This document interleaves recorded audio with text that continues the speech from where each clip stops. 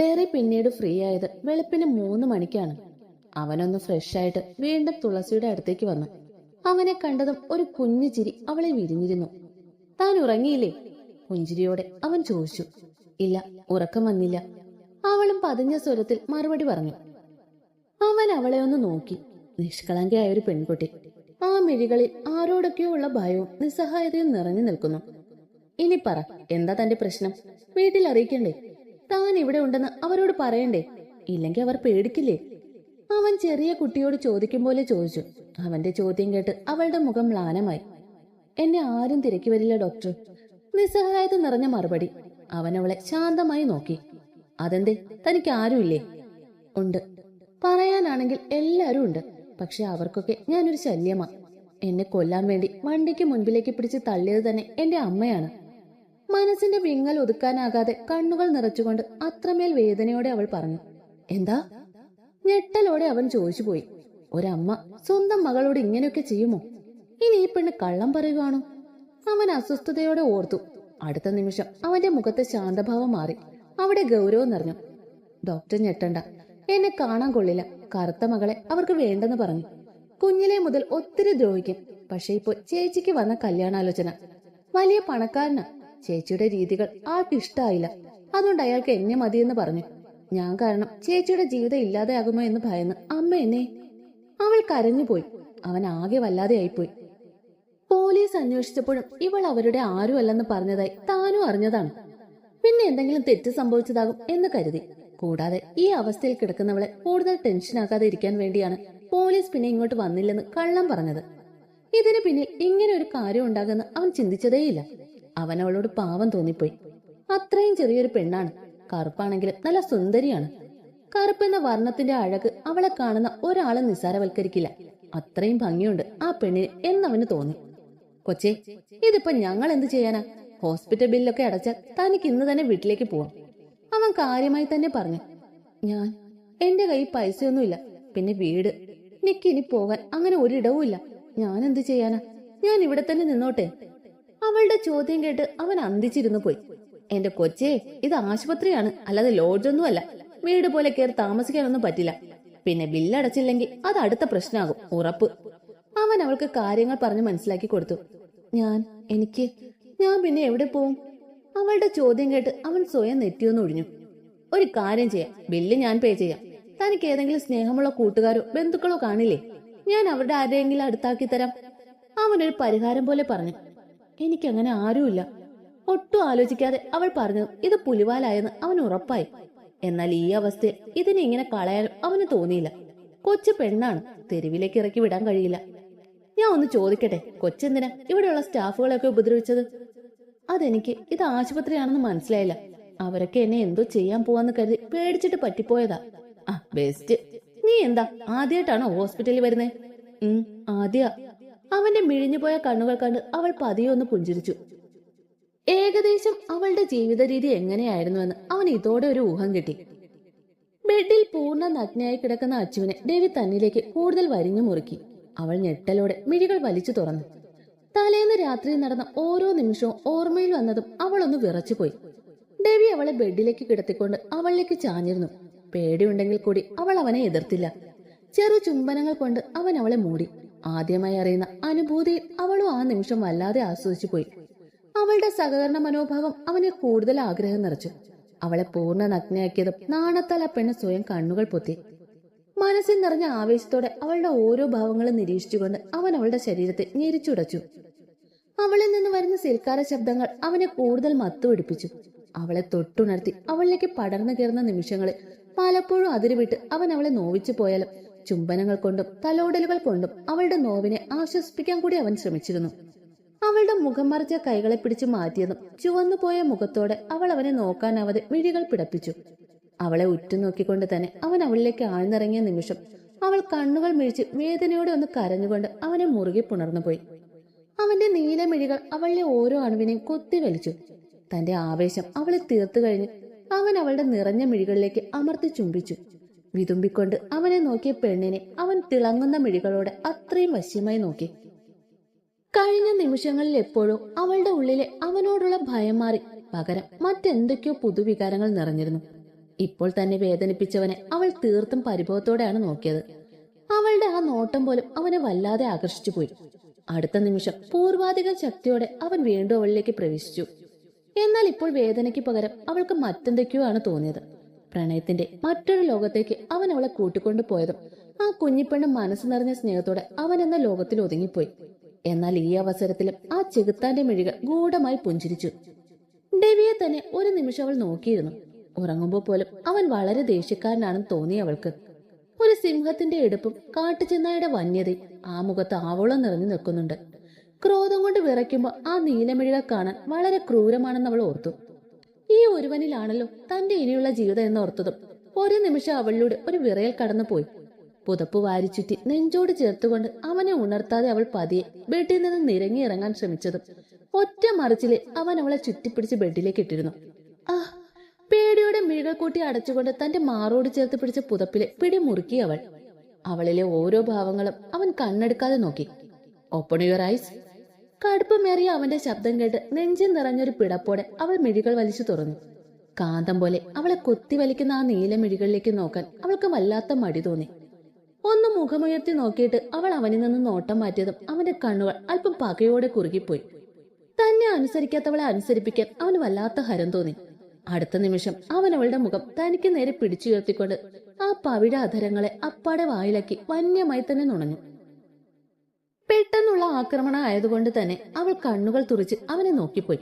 ആ മിഴിഞ്ഞ കണ്ണുകൾ അവന്റെ കണ്ണിൽ തന്നെ ഉടക്കി നിന്നു. അവളുടെ കണ്ണുകളിൽ നിന്ന് നോട്ടം മാറ്റാതെ തന്നെ അവൻ അവളെ നുണഞ്ഞു. അവൾക്ക് ശ്വാസം വിലങ്ങി ചുണ്ടുപൊട്ടി രക്തം കിനിഞ്ഞു. അതോടെ അവളുടെ മിഴികൾ നിറഞ്ഞൊഴുകി. ആ മിഴിനീർത്തുള്ളികളെ അവൻ വല്ലാത്തൊരു വന്യതയോടെ തന്റെ വിരൽത്തുമ്പാൽ തൊട്ടെടുത്തതും അവൾ പിടയുന്ന മിഴികളോടെ അവനെ നോക്കി. പോയി ഫ്രഷ് ആയിട്ട് വല്ലതും കഴിക്കാൻ നോക്ക്. അവളിൽ നിന്നും അകന്നു മാറിക്കൊണ്ട് അവൻ പറഞ്ഞതും പിടഞ്ഞെഴുന്നേറ്റുകൊണ്ട് അവൾ ബെഡിൽ നിന്നും ചാടി ഇറങ്ങി. ചാടി ഇറങ്ങിയതും അടിവയറിലെ കൊളുത്തിപ്പിടുത്തത്തിൽ അവൾ ഒന്ന് കൂനിപ്പോയി. സങ്കടത്തോടെ വയറും പൊത്തിപ്പിടിച്ച് തന്നെ നോക്കുന്നവളെ കണ്ട് യാതൊരു ഭാവമാറ്റവും കൂടാതെ അവൻ അവളെ തന്നെ നോക്കിക്കൊണ്ട് ബെഡിൽ നിവർന്നു കിടന്നു. പുഷ്ടൻ, എന്നെ ഒന്ന് ആശ്വസിപ്പിക്കെങ്കിലും ചെയ്തൂടെ എന്നോർത്ത് അവൾക്ക് അവനോട് കൂടുതൽ പരിഭവം തോന്നി. വേഗം വേണം, എനിക്കിന്ന് ഓഫീസിൽ പോകാനുള്ളതാ. അതിനു മുമ്പേ നീ സ്റ്റഡി റൂമിലേക്ക് വാ. അവന്റെ ആ ഒറ്റ ഡയലോഗിൽ അവൾ അവനെ ചുണ്ടുകുറിപ്പിച്ചു നോക്കി. അവളുടെ ആ നോട്ടം കണ്ട് അവൻ കണ്ണുകൾ അടച്ച് അനങ്ങാതെ കിടന്നു. മനസ്സിൽ അവനെ 100 ചീത്ത പറഞ്ഞുകൊണ്ട് അവൾ ഫ്രഷ് ആകാനായി പോയി. അവൾ പോയെന്നുറപ്പായതും അവൻ ബെഡിൽ നിന്നും എഴുന്നേറ്റു. ബെഡ്ഷീറ്റിൽ ഉണങ്ങിപ്പിടിച്ച് കിടക്കുന്ന ആ പൊട്ടുപോലുള്ള രക്തത്തുള്ളികളിൽ അവൻ പതിയെ ഒന്ന് തലോടി. തനിക്കായി കാത്തു സൂക്ഷിച്ച അവളുടെ പരിശുദ്ധിയുടെ അടയാളമാണ് അതെന്ന് അവൻ ഓർത്തുപോയി. പെട്ടെന്ന് എന്തോ ഓർത്തതുപോലെ അവൻ വേഗം ബാത്റൂമിന്റെ അടുത്തേക്ക് ചെന്ന് ആ ഡോറിൽ ആഞ്ഞു മുട്ടിയതും കുളിക്കാനായി ഒരുങ്ങിയവൾ ഞെട്ടലോടെ തിരിഞ്ഞു നോക്കി. എന്താ? പേടിയോടെ അവൾ അതിനുള്ളിൽ നിന്നും വിളിച്ചു ചോദിച്ചു. വാതിൽ തുറക്ക്. അവൻ ഗൗരവത്തോടെ പറഞ്ഞതും വിറയലോടെ ഓടി വന്നവൾ വാതിലും മുറുകെ ചാരി നിന്നു. അത് എന്തിനാ ഇപ്പൊ വാതിൽ തുറക്കുന്നേ? പേടിയോടെ അവൾ വിക്കി ചോദിച്ചു. അവളുടെ പേടിയും വിറയലും മനസ്സിലായതും അവനൊന്ന് തല കുടഞ്ഞു. ചൂടുവെള്ളത്തിൽ കുളിച്ചാൽ മതി. അവൻ അല്പം കരുതലോടെ പറഞ്ഞതും ചമ്മലോടെ അവൾ ഒന്ന് മൂളിക്കൊടുത്തു. അവൻ അവിടെ നിന്ന് പോയെന്ന് തോന്നിയപ്പോഴാണ് അവൾക്ക് ശ്വാസം നേരെ വീണത്. അതേസമയം ഡെറി വാതിൽ തുറന്നതും തനിക്ക് മുമ്പിൽ കത്തുന്ന മിഴികളോടെ നിൽക്കുന്നവനെ കണ്ട് അവനൊന്ന് ഞെട്ടിപ്പോയി. പോലീസ് യൂണിഫോമിൽ നിൽക്കുന്ന കാശിയും 2 ലേഡി പോലീസ് ഓഫീസറെയും കണ്ട് അവന്റെ കണ്ണുകളൊന്ന് മിഴിഞ്ഞുപോയി. എന്താണ് സർ? ആദ്യത്തെ പകപ്പൊന്ന് മാറിയതും അവൻ ബഹുമാനത്തോടെ തന്നെ കാര്യം തിരക്കി. ഞങ്ങൾക്കൊരു ഇൻഫർമേഷൻ കിട്ടി വന്നതാണ്. ഹോട്ടൽ ഹൈലാൻഡിൽ അനാശാസ്യം. കടുപ്പിച്ചുള്ള കാശിയുടെ പറച്ചിൽ കേട്ട് ഡെറി ആകെ ഒന്ന് അന്തിച്ചു പോയി. തൊട്ടടുത്ത നിമിഷം അവൻ അറിയാതെ സ്വയം തലക്കടിച്ചു പോയി. അവന്റെ ചേഷ്ടകളൊക്കെ കണ്ടതും കാശി അവനെ കൊല്ലുന്ന പോലെ ഒരു നോട്ടം നോക്കി. പിടിക്കപ്പെട്ട കള്ളന്റെ നിസ്സഹായ ഭാവമായിരുന്നു ആ നിമിഷം അവനെ കാശി കണ്ടത്. സെർച്ച്. കാശിയുടെ ഓർഡർ കിട്ടിയതും ആ 2 ലേഡി ഓഫീസർമാരും കൂടി ആ മുറിക്കുള്ളിലേക്ക് ഇടിച്ചു കയറി. ഡെറി അസ്വസ്ഥതയോടെ നെറ്റി ഒഴിഞ്ഞു. വാടി ഇവിടെ. തുളസിയെ പിടിച്ചു വലിച്ചുകൊണ്ട് വരുന്ന പോലീസുകാരിയെ കണ്ടതും കാശി പല്ലുകൾ കടിച്ചുകൊണ്ട് ഡെറിയെ നോക്കി. അവൻ ആകെ അസ്വസ്ഥനായിരുന്നു. തുളസി പേടിച്ചു വിറച്ച് കാര്യം അറിയാതെയാണ് അവരുടെ കൂടെ നിൽക്കുന്നത്. എന്നെ വീട് എന്ന് പറഞ്ഞ് അവൾ ഒന്ന് കുതറിയതും ഒരാട്ടലോടെ അതിലൊരു പോലീസുകാരി അവളുടെ മുഖം അടച്ചൊരു അടി കൊടുത്തു. ഏയ്! തുളസിയുടെ കരച്ചിലിനൊപ്പം തന്നെ ഡെറിയുടെ ശബ്ദം അവിടെ ഉയർന്നു. അവളെ അവർ തല്ലുവെന്ന് അവൻ സ്വപ്നത്തിൽ പോലും കരുതിയില്ല. ദേഷ്യത്തോടെ തന്റെ കൈമുഷ്ടി ചുട്ടിപ്പിടിച്ചുകൊണ്ട് അവൻ തന്റെ അമർഷം ഉള്ളിലൊതുക്കി. ഇതേ സമയം കാശി അവളെ ഒന്ന് നോക്കി. അടികൊണ്ട പേടിയോടെ വിതുമ്പിക്കരഞ്ഞു നിൽക്കുന്ന ഒരു കുഞ്ഞുണ്ടപ്പക്രു. അവളെ കണ്ടതും എന്തിനോ അവന്റെ മിഴികളും ഒന്ന് തിളങ്ങിപ്പോയി. കുട്ടിത്തം വിട്ടുമാറാത്ത ആ കുഞ്ഞു പെണ്ണിന്റെ കവളിൽ പതിഞ്ഞു കിടക്കുന്ന വിരൽപ്പാട് കണ്ട് അവനും അല്പം ഇഷ്ടക്കേട് തോന്നിയെങ്കിലും ഗൗരവത്തോടെ തന്നെ നിന്നു അവൻ. അപ്പൊ എങ്ങനെയാ, നമുക്കങ്ങ് പോയാലോ? കാശി ഡെറിയെ നോക്കി പുച്ഛത്തോടെ ചോദിച്ചതും വേറെ വഴിയില്ലാതെ അവൻ അവരുടെ കൂടെ മുൻപോട്ട് നടന്നു. തങ്ങൾ നിരപരാധിയാണെന്ന് പറഞ്ഞ് ആരും വിശ്വസിക്കില്ല എന്ന് ഡെറിക്ക് ഉറപ്പായിരുന്നു. അതുകൊണ്ട് തന്നെ അവരോട് കൂടുതൽ ഉടക്കാതെ അവൻ സഹകരിച്ചു. പോലീസ് സ്റ്റേഷനിൽ കുറ്റവാളികളെ പോലെ അവർ നിന്നു. ഡെറിക്ക് ആകെ നാണക്കേട് തോന്നിപ്പോയി. തങ്ങളെ ആ ഹോട്ടലിൽ നിന്ന് കൊണ്ടുവരുമ്പോൾ മീഡിയ ആരും ഇല്ലായിരുന്നെങ്കിൽ കൂടി ആ ഹോട്ടലിലെ ജീവനക്കാരും അതിഥികളും ഒക്കെ അവരെ അവജ്ഞയോടെ നോക്കുന്നുണ്ടായിരുന്നു. അതിൽ ചിലർ മൊബൈൽ ക്യാമറ ഷൂട്ട് ചെയ്യാൻ ശ്രമിച്ചെങ്കിലും കാശി ഇടപെട്ട് അവരെ തടഞ്ഞു. തുളസിയുടെ കാര്യമാണ് കഷ്ടം. ആകെ പേടിച്ചു വരച്ച് കാര്യം പോലും മനസ്സിലാകാതെ ഡെറിയോട് ഒട്ടിച്ചേർന്ന് നിൽക്കുവാണ്. അവളെ അടർത്തി മാറ്റാൻ അവനും ശ്രമിച്ചില്ല. ഈ കാഴ്ചകളൊക്കെ കാണുന്ന പോലീസിന് മുൻപിൽ അവർ ശരിക്കും തെറ്റുകാരായി മാറുന്നുണ്ടായിരുന്നു. ഡെറി കഴിഞ്ഞ കാര്യങ്ങൾ വെറുതെ ഒന്ന് ഓർത്തു. തുളസിയുടെ ഹോസ്പിറ്റൽ ബില്ലൊക്കെ അടച്ച് അവൻ അവൾക്ക് ഡിസ്ചാർജ് കൊടുത്തിരുന്നു. ഡിസ്ചാർജ് പേപ്പറും വാങ്ങി അവനെ നിസ്സഹായതയോടെ നോക്കുന്നവളെ അവൻ കണ്ടില്ലെന്ന് നടിച്ചു. വേറെ വഴിയില്ലാതെ അവൾ അവിടെ നിന്ന് എങ്ങോട്ടെന്നില്ലാതെ ഇറങ്ങി. ഡ്യൂട്ടി കഴിഞ്ഞ് വീട്ടിലേക്ക് പോകാനായി കാർ എടുത്തിറങ്ങിയ ഡെറി കുറച്ച് മുൻപോട്ട് പോയതും റോഡരികിൽ പേടിച്ചു വരച്ച് നിൽക്കുന്നവളെ കണ്ട് അവന്റെ മുഖം ഒന്ന് ചുളിഞ്ഞു. ചെളിവെള്ളത്തിൽ കുളിച്ചാണ് അവളുടെ നിൽപ്പ്. അത് കണ്ടിട്ടും അവളെ അവിടെ ഉപേക്ഷിച്ചു പോകാൻ അവന്റെ മനസ്സ് അനുവദിച്ചില്ല.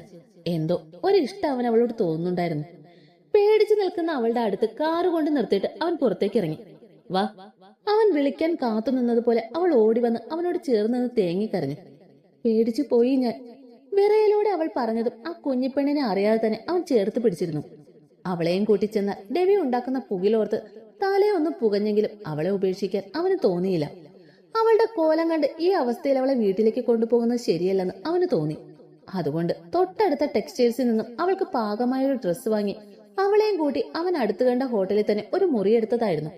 ആ ഡ്രസ്സൊന്ന് മാറ്റി അവിടെ നിന്ന് ഇറങ്ങണം എന്നേ അവൻ കരുതിയുള്ളൂ. അതിനിടയിലാണ് പോലീസ് വന്നതും ഇങ്ങനെയൊക്കെ സംഭവിച്ചത്. ഓർമ്മയിൽ നിന്നും പുറത്തേക്ക് വന്നവൻ നീട്ടി ഒന്ന് നിശ്വസിച്ചതും ഏതോ ഒരു സ്ത്രീ പാഞ്ഞു വന്ന് അവൻ അടുത്ത് നിൽക്കുന്ന അവളെ വലിച്ചെടുത്ത് തല്ലി. ആ! പെട്ടെന്നുണ്ടായ പകപ്പിൽ അവൻ ഒന്നും മനസ്സിലാകാതെ മുന്നോട്ട് നോക്കിയതും തുളസിയുടെ കരച്ചു കേട്ട് അവൻ ആകെ വല്ലാതായി പോയി. അല്പം പ്രായം ചെന്നൊരു സ്ത്രീയാണ് അവളെ യാതൊരു ദയവില്ലാതെ തല്ലുന്നത്. കാണാൻ നല്ല വെളുപ്പ് നിറമാണെങ്കിലും ആ മുഖത്തിന് ഒട്ടും തന്നെ സൗന്ദര്യമില്ലായിരുന്നു. കുറെ നിറം മാത്രമുള്ള ഒരു സ്ത്രീ. ആളെ കാണാൻ ചുള്ളിക്കമ്പ് പോലെയാണ് ഇരിക്കുന്നതെങ്കിലും അവൻ നന്നായി മേക്കപ്പ് ചെയ്തിട്ടുണ്ട്. അസത്തെ, കുടുംബത്തിന്റെ മാനം കളഞ്ഞല്ലോ നാശമേ, നീ പോയി ചത്തൂടെ നിനക്ക്. അവർ അവളെ വല്ലാതെ ചീത്ത പറഞ്ഞത് അവൾ അവരെ നോക്കി വിതുമ്പിക്കരഞ്ഞു. അമ്മ, ഞാനൊന്നും ചെയ്തില്ല. ആ! വിറയലോടെ അവൾ പറഞ്ഞതും അവൾക്ക് അടുത്താടി അവരുടെ വക പൊട്ടിയിരുന്നു. വീണ്ടും അവളെ തല്ലാൻ ഒരുങ്ങുന്നവരെ കണ്ട് ഡെറി ദേഷ്യത്തോടെ അവർക്ക് നേരെ ചെന്നതും അവന് മുൻപേ ആ സ്ത്രീയുടെ കൈകൾ അവൻ തടഞ്ഞിരുന്നു. അവളെ തല്ലി നോക്കുന്നതിന്റെ രസം മുറിഞ്ഞ ഏഷ്യയിൽ ആ സ്ത്രീ മുഖമുയർത്തി നോക്കിയതും ആകെ ഒന്ന് വിരണ്ടുപോയി. അവർ കോപം കത്തിജ്വലിക്കുന്ന മിഴികളോടെ നിൽക്കുവാണ് കാശി. അവൻ പിടിച്ചിരിക്കുന്ന തന്റെ കൈയുടെ അസ്ഥി ഒടിഞ്ഞു പോകും പോലെ വേദന തോന്നി അവർക്ക്. സംഹാരരുദ്രനെ പോലെ നിൽക്കുന്നവനെ ഡെറിയും ഒന്ന് നോക്കി. ആ സ്ത്രീ ആകെ പേടിച്ചാണ് നിൽപ്പ്. അവരുടെ കൈ കുടഞ്ഞെറിഞ്ഞുകൊണ്ട് അവൻ ദേഷ്യത്തോടെ തന്നെ അകത്തേക്ക് പോയി. പോകും വഴി ഒരു ലേഡി പോലീസിനെ കണ്ണു കാണിക്കാനും മറന്നില്ല. അവന്റെ ആജ്ഞ കെട്ടിയതും അവർ ആ സ്ത്രീക്ക് അടുത്തേക്ക് വന്നു. അതുവരെ അവളെ തല്ലുന്നത് കണ്ട് രസിച്ചു നിന്ന മറ്റു പോലീസുകാർക്കും അല്പം പേടി തോന്നി. ആ സ്ത്രീക്ക് അടുത്തേക്ക് വന്നതും കായ് വീശി ഒരടിയായിരുന്നു അവര്. ആ അമ്മേ! പോലീസിന്റെ പവറിൽ തന്നെ കിട്ടിയ അടിയിൽ അവർ ഒന്ന് വട്ടം കറങ്ങിപ്പോയി. സ്റ്റേഷനിൽ കിടന്ന് അഭ്യാസം ഇറക്കുന്നോടി പന്ന മോളെ. മക്കളെ തോന്നിയ പോലെ വളർത്തിവിട്ടതും പോരാ അവളുടെ ഒരു ഷോ. ആ പോലീസുകാരി അവർക്ക് നേരെ അലറിയതും അവർ ഒന്ന് പേടിയോടെ പതുങ്ങിപ്പോയി. നിന്റെ പേരെന്താടി? സുജാത. അവർ അമറി ചോദിച്ചതും അവർ പേടിയോടെ വേഗം ഉത്തരം പറഞ്ഞു. ഈ സമയം ഡെറി തുളസിയെ തന്നോട് ചേർത്ത് പിടിച്ചിട്ടുണ്ടായിരുന്നു. തല്ലുകൊണ്ട് അവശയായി കരഞ്ഞു നിൽക്കുന്ന ആ പെണ്ണിനെ സുജാത പകയോടെ നോക്കി. അവരുടെ നോട്ടം കണ്ട് പേടിയോടെ അവൾ അവന്റെ നെഞ്ചിലേക്ക് പതുങ്ങിപ്പോയി. ഭക്ഷണമൊക്കെ കഴിച്ചപ്പോൾ തന്നെ അച്ചു ഉഷാറായി. പഠിക്കാൻ സ്റ്റഡി റൂമിൽ വന്നിരുന്നപ്പോൾ തൊട്ട് തുടങ്ങിയ പേടിയാണ് അവൾക്ക്. ടെവിയോ ഓഫീസിൽ പോകാൻ റെഡിയായി വെൽ ഡ്രസ്സിങ്ങിലാണ് അങ്ങോട്ടേക്ക് വന്നത്. അവനെ കണ്ടതും അവൾ പതിയെ എഴുന്നേറ്റു. കൈകൊണ്ട് ഇരിക്കാൻ പറഞ്ഞുകൊണ്ട് അവൻ തന്റെ സ്ഥാനത്തേക്കിരുന്നു. ടെൻഷനോട് തന്നെ അവളും ചേർലിരുന്നു. ഇന്നവൻ വളരെ ശാന്തനാണെന്ന് അവൾക്ക് തോന്നി. അത് സത്യവുമായിരുന്നു. ഇന്നവൻ അവൾക്ക് ഏറ്റവും എളുപ്പമുള്ള വിഷയമാണ് പഠിപ്പിച്ചത്. അതും വളരെ ശാന്തമായി. അവൾക്ക് ആകെ ഒരു ആശ്വാസം തോന്നി. അവന് പോകാൻ സമയമായതും അവൻ ടെക്സ്റ്റ് മടക്കിക്കൊണ്ട് എഴുന്നേറ്റു. ഇവിടെ കിടന്ന് ചുറ്റി തിരിയാതെ റൂമിൽ പോയി റെസ്റ്റ് എടുക്ക്. ക്ലാസ് ഒക്കെ ഇനി നാളെ ഉള്ളൂ. നൈറ്റ് ഡ്യൂട്ടി ആയതുകൊണ്ട് കുറച്ച് കഴിയുമ്പോൾ ഡെറി വരും. അവന്റെ വാലിൽ തൂങ്ങാതെ മര്യാദയ്ക്ക് റെസ്റ്റ് എടുത്തോണം. ഗൗരവത്തോടെ പറഞ്ഞുകൊണ്ട് അവൻ അവളുടെ നെറ്റിൽ അമർത്തി ചുംബിച്ചു. ആ സമയം ഡെവിയുടെ ഫോൺ ശബ്ദിച്ചതും അവൻ വേഗം ആ കോൾ എടുത്തുകൊണ്ട് പുറത്തേക്ക് നടന്നു. ഹലോ. മാറു പുറത്തുനിന്ന് കേട്ട വാർത്തയിൽ അവന്റെ മിഴികൾ കുറുകി.